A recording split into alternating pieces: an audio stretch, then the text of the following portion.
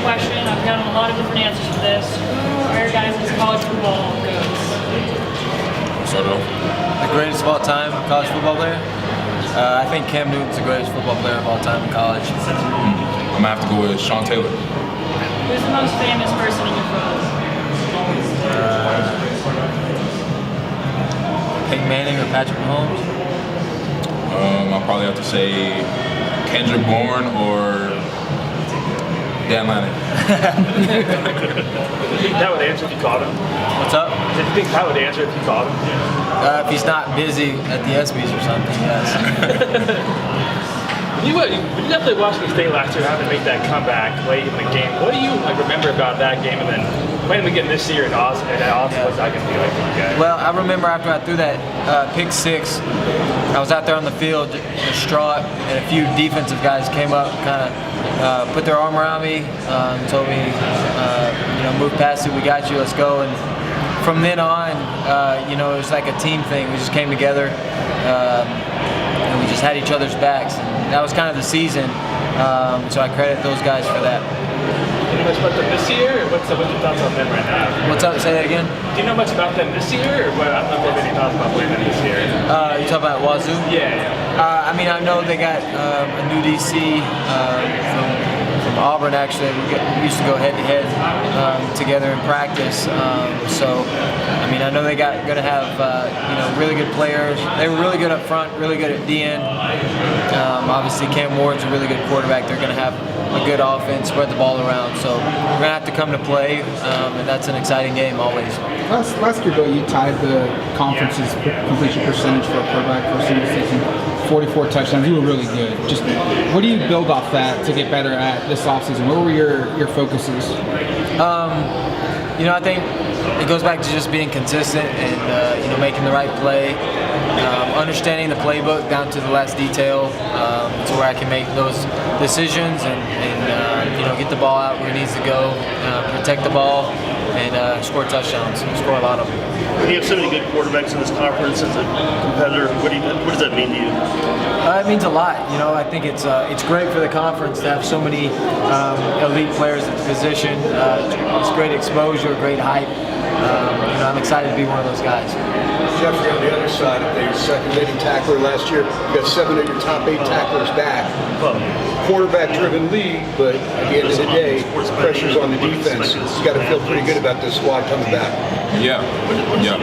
I'm for sure excited about the squad coming back. I think that week to week we're not going to be able to be lackadaisical and relax. We're going to face a great quarterback every week, and I think defenses like ours are going to be ready for the challenge.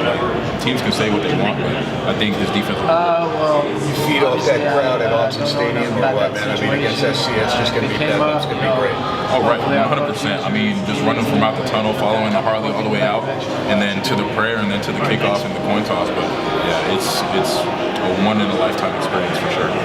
Austin Stadium ball. I was going to ask about you guys how it compares to SEC football. So Austin Stadium to me is one of the best field advantages. The office, actually. And anytime they need us. Compared to the SEC, I don't really know much about it. But, I think I think Austin can compare with the SEC for sure. It's so electric in Austin.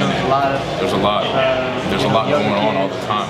Whether special teams is out there, whether offense is out there, whether defense is out there. So I guess for me playing defense it gets really loud for all 4 downs out there.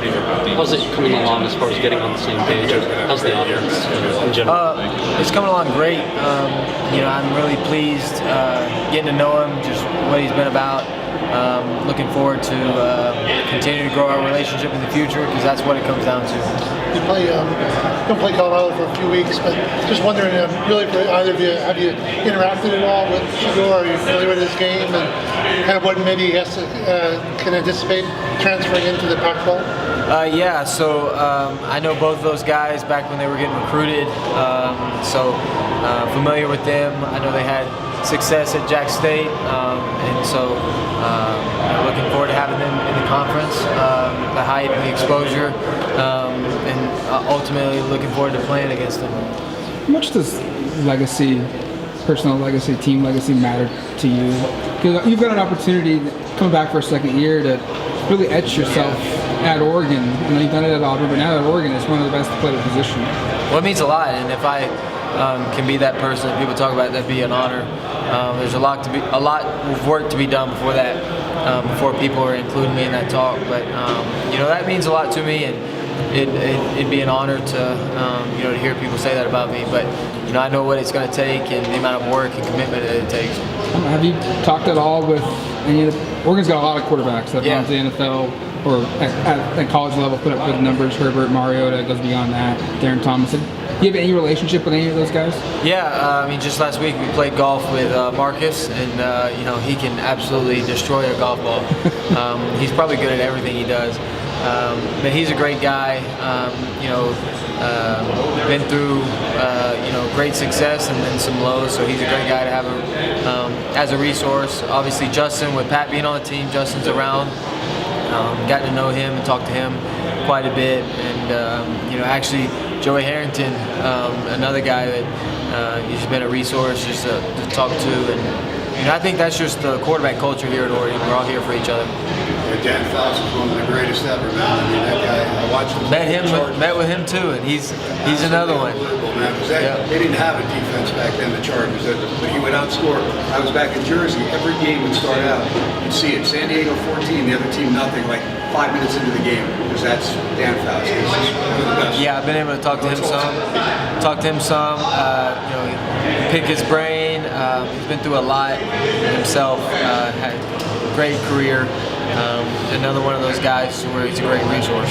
Well, who was responsible for keeping your confidence, outside yourself, keeping your confidence up after transitioning from the SEC? Because I know a lot of expectations at Auburn, and then of course you transfer, you go, you get drilled by Georgia, although that game much closer than a couple turnovers here and there could have changed the outcome somewhat.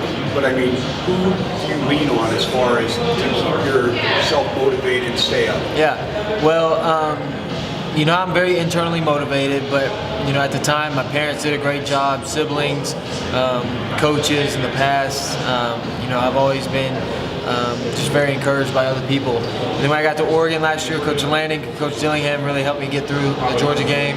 I'll never forget Coach Lanning being the first one to see me when I came off the field, and we just got drilled, and we just didn't convert on 4th down and goal, and it was just a bad performance, but he was right there. And from that point on throughout the year, he was the same person.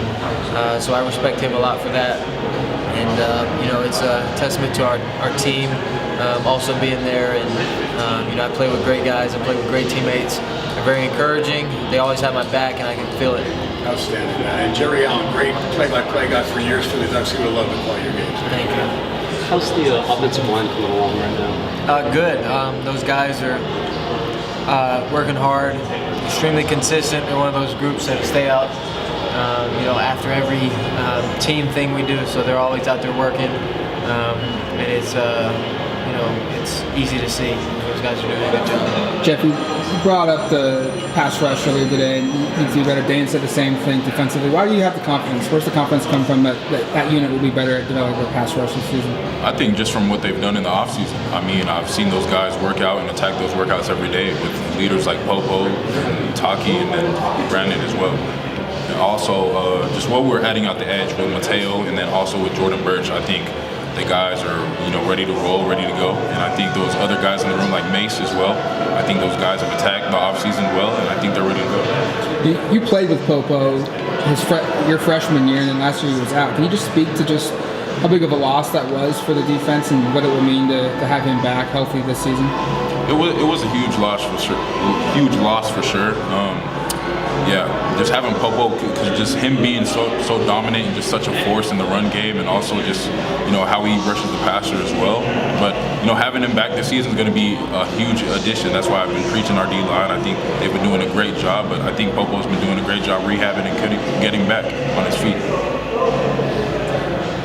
Dan talks a lot and references a lot of books, motivational books, speakers, podcasts, all kinds of stuff. We talked a lot about how faith and scripture is a big part of your day-to-day life. Are there any books, motivational speakers, those kind of people that Dan references that you turn to that are important to you outside of scripture? I think there's some great books out there, some really awesome motivational, skill tactics, all kinds of things that you can find. Extreme Ownership's a great book. Outliers is a great book. Leadership is great to find certain guys who've written about it, certain guys who've been in that position. Listening, watching, Ray Lewis, Tom Brady, those type of guys who've been in elite leadership opportunities, hearing how they talk about it. You can get great resources from reading from outside knowledge. But honestly, while we're on the subject, you can go to the Bible and you can read about David, you can read about Daniel, you can read about Paul. All those guys are like great leaders, been through it. They take extreme ownership. So there's so much that relates, and it's actually ironic and funny that anything you try to find in a regular book, which is great extra information, you can always go back and find it in the Bible. So it's really cool. Mom always told me it was good to read, so I tried to read as much as I can. A good book, baby. That's right. That's all about, right? Yes, sir. What do you want to establish those first couple of days of camp? Yeah. What do you want, at least the offense, if not the whole team? Well, I want extreme toughness and eagerness, like will to be out there and practice, will to be out there and be consistent, be disciplined.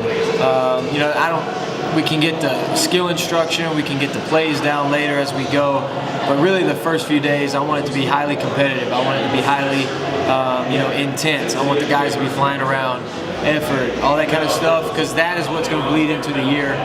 You can learn systems, you can learn plays, you can learn schemes as it goes, but the first few days I think that you really want to get, you want to set the tone for the rest of the camp, you want to set the tone for the year, and there's nothing like effort and attitude and discipline, and the guys want to, they love the game to be out there, which we have. I think we have that at an extremely high level.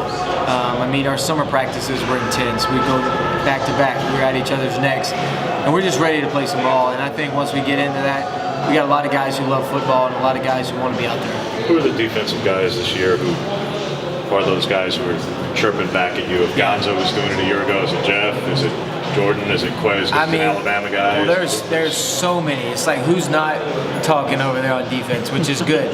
I like a defense who's confident. I like a defense who's got our back and can go out there with a chip on their shoulder and play some football. There's so many from Jeff. Jeff goes about it a different way.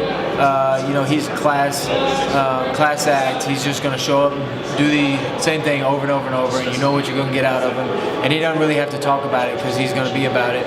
But you got other guys who talking. That's just in their wheelhouse. That's just what they're excited to do. That's what they helps them play better. It helps them be motivated, and we got plenty of guys really on our team that do that. I think at times we can limit it and just focus on some key things where we got to get better. But if people want to talk and if that gets them going, then as long as it's respectful and you're not getting a penalty, then go for it. Have at it. You were here in 2021, when December coaching change. Can you just talk about where the program is at now compared to that point? It feels like it's a stratosphere different from where it's at.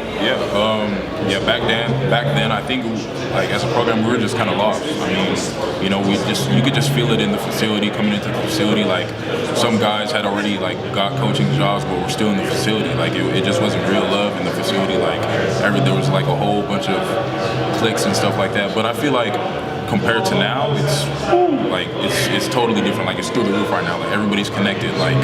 There's just one clique. It's not different cliques in the locker room. Everybody, I can go talk to Bo how I talk to Jordan Birch or something like that. We could just sit and have a good conversation on the football field and then also outside the football field. I'm hanging out with these guys, getting to know them and their families as well. How did they get there? How did they get to that point?